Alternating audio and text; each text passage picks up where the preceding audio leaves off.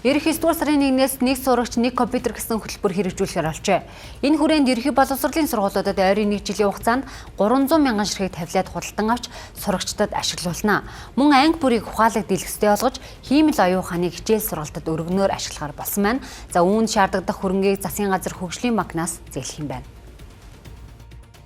За боловсролын салбарт технологийн томоохон хөрөнгө оруулалтыг хийхээр төлөвлөжээ. Үүнд хүүхэд бүрт ухаалаг таблет ашиглуулж багш бүр хиймэл оюун ухааны туслах багштай байхын зэрэгцээ хүүхэд бүр хиймэл оюун ухааны багшаар давхар хичээлээ заалгах юм байна. За үүнд ойролцоогоор 300-аас 350 тэрбум төгрөг шаардлагатай тооцоо гарч хөгжлийн банкнаас зээлэхээр болжээ. Одоо эцэг эхчүүдийн төрөөсийн төлбөрийг төлөхгүй төр төлнө.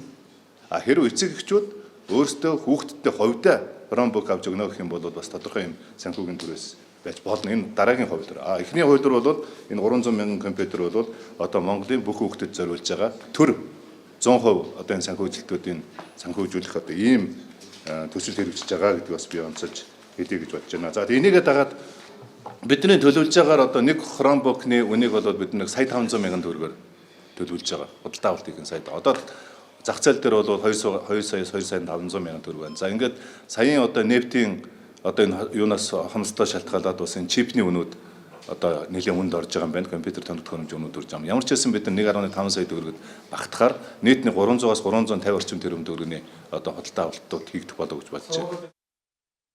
За сурагчдын таблетны нэг бүрийн үнэ нь 1.5 сая төгрөгөөр тооцсон байна. За гэхдээ зах зээл дээр худалдаагдж байгаа ээж суурилсан сургалтын таблетын үн ханшууд үүнээс чимдаар нийлүүлэгдэх болцоотой юм а. Иймээс санаан зөвч арга нь буруудахгүй гэдэг болгоомжтыг дагуулж байгаа юм а. Тэгвэл сайдын зүгээс худалдан авалтуудыг ил тод зарлана гэлээ.